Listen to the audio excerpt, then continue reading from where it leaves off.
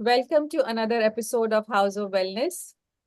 आज हमारे साथ है खुश सैयद, जो कि एक पैशनेट एडवोकेट है उनकी कम्युनिटी में फॉर डाइवर्सिटी एंड डिमेंशिया।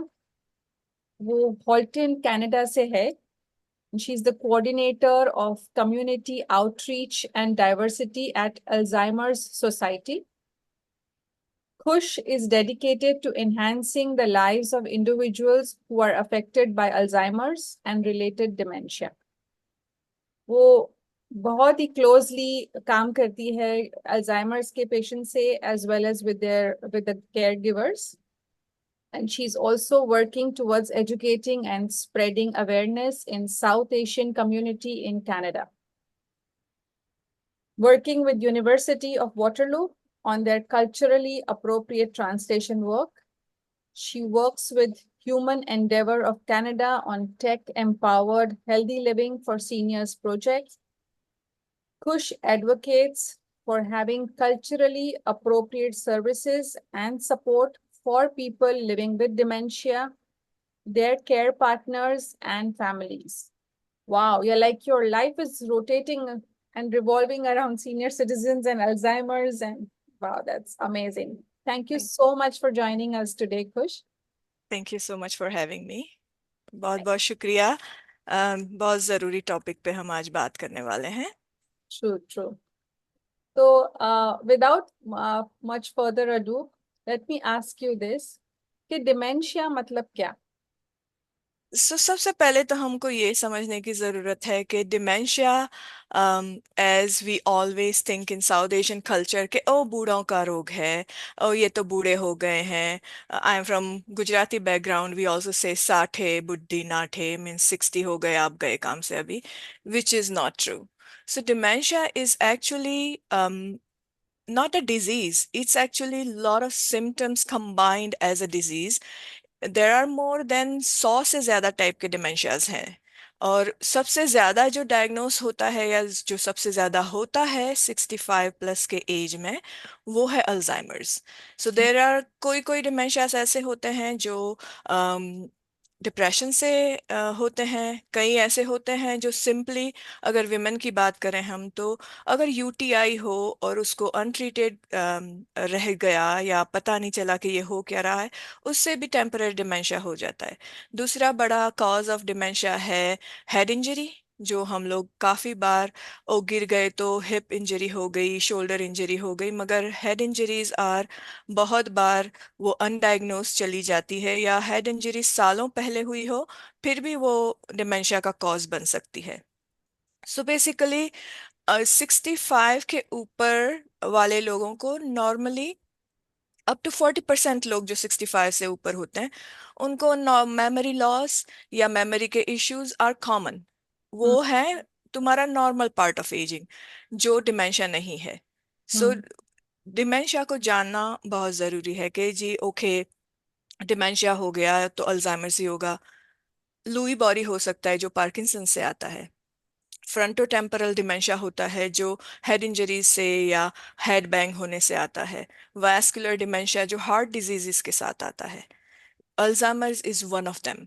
तो अल्जाइमर्स और dementia are not same. Dementia is a term कि जो एक नाम है जिसमें मेमोरी के साथ साथ इश्यूज होते हैं, मगर it's not limited to only memory.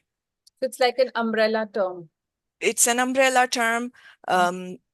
Life के साथ साथ जैसे कि याददाश्त कमजोर होना, विच आई सेड के अप टू 40% ऑफ सीनियर्स जो 65 के ऊपर होते हैं उनको होता है।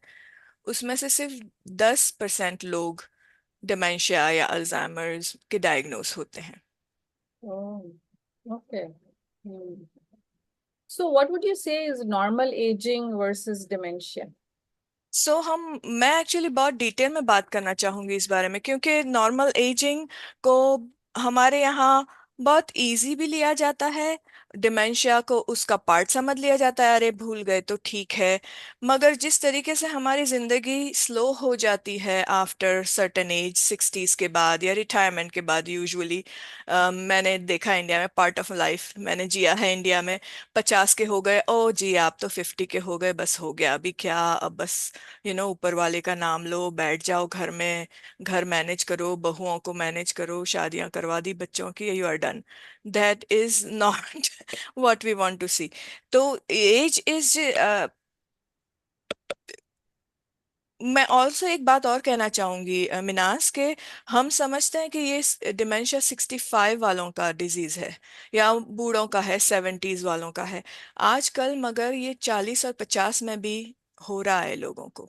हमारे पास एक पेशेंट है, हम उनको पेशेंट कहना नहीं प्रिफर करते, पर्सन लिविंग विद डिमेंशिया बोलते हैं। अम, वो 39 ईयर्स ओल्ड वाइट मैन है, ओह। 39 ईयर्स ओल्ड। तो वो है। सो मैं थोड़ा सा ये भी कहना चाहूंगी before we go to normal ageing and dementia, कि डिमेंशिया एक्चुअली या अल्जाइमर्स होता क्या है और दिमाग में क्या होता है। आपका मैंने एक एपिसोड देखा था, बहुत अच्छा था, जो एक न्यूरोसर्जन या न्यूरोसाइंटिस्ट के साथ आपने किया था, डॉक्टर मजदा टुरेल के साथ। हम्म। मैं रेकमेंड करूंगी कि जाकर उसको देखा जाए फिर से। उन्होंने बहुत अच्छी तरीके से समझाया है कि जो दिमाग में प्लैक जमा हो जाते हैं, जैसे हम बोलते हैं ना दांत पे प्लैक्स आ जाती है, या हम्म। हार्ट में आ जाने से हम उसको बोलते हैं कि जी कोलेस्ट्रॉल हो गया है या ब्लॉकेज हो गया है, इसी तरीके से दिमाग में भी प्लैक्स हो जाते हैं। हम्म। जहां जहां ये होते हैं वहां वहां से हमारा दिमाग श्रिंक होने लगता है, उसको बोलते हैं बीटा एमिलॉइड प्रोटीन्स जो जमा होने लगते हैं। दूसरा होता है tau protein.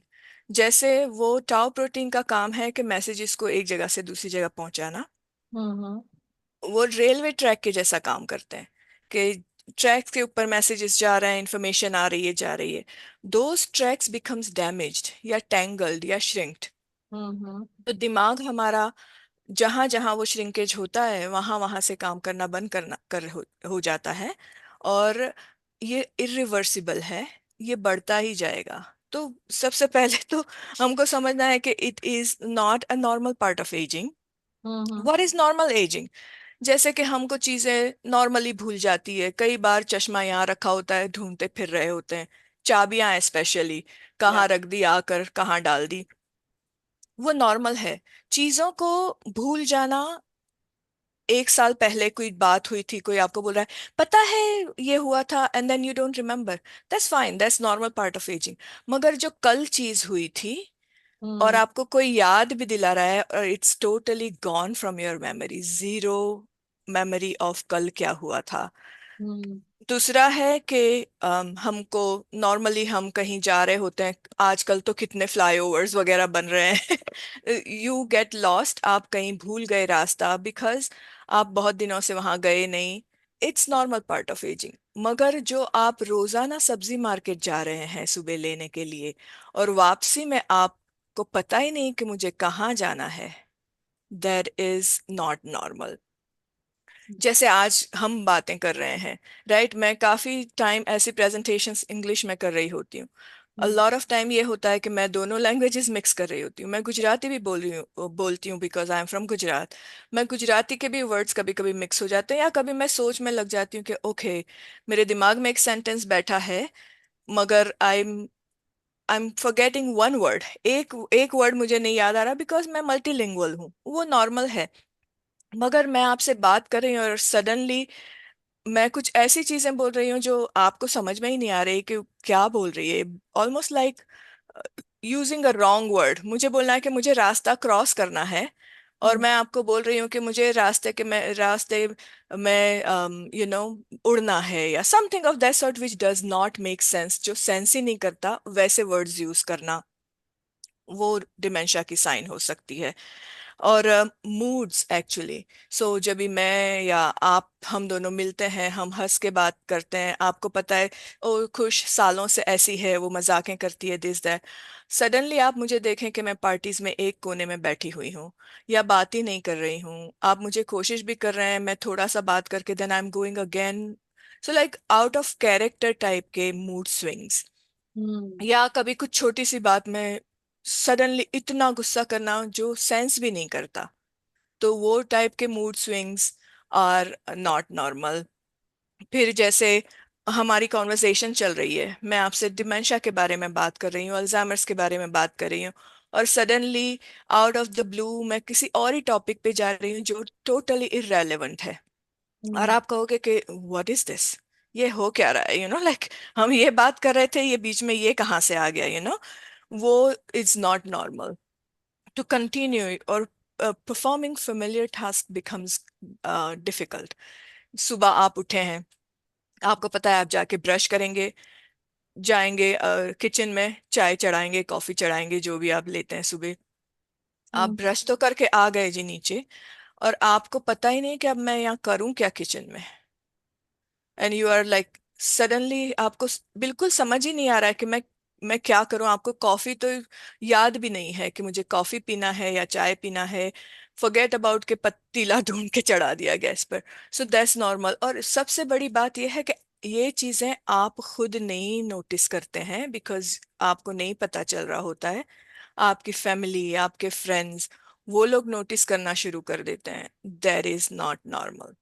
Hmm So there is a huge difference in normal aging versus, you know, dementia. हम्म। और सबसे बेस्ट है कि आप अर्ली डायग्नोस करवाएं। अगर आपको साइंस दिख रही है, थोड़ा भी डाउट है, तो गेट इट टेस्टेड, क्योंकि जितना जल्दी आप डायग्नोसिस लेते हैं, उतनी ही आपकी, आपकी फैमिली की, आपके पार्टनर्स की life is becomes easier to manage going forward. Right right. So that was very very informative Khush, thank you so much कि आपने काफी सारी साइंस बताए हमको कि what is dementia, what is ageing, और क्या साइंस है डिमेंशिया के। तो what would you say, how can we prevent dementia at any age? So prevention is actually the key. वो डिमेंशिया का दूसरा एक ये है कि it starts 10 to 15 years before you can actually start noticing. तो समझो कि आपको 70s में डिमेंशिया या अल्जाइमर्स आ रहा है, उसका मतलब आपको 50 में शुरू हो गया होगा वो, और उसकी साइंस भी शुरू हो गई होंगी, मगर because it's such a slow disease, जब आप यंगर होते हैं वो पता ही नहीं चलता। तो एट एनी एज, आप किसी भी एज में हैं, आपको चाहिए कि आप कुछ चीजें करें जो आपके लिए एक्चुअली ओवरऑल हेल्थ के लिए भी अच्छी है।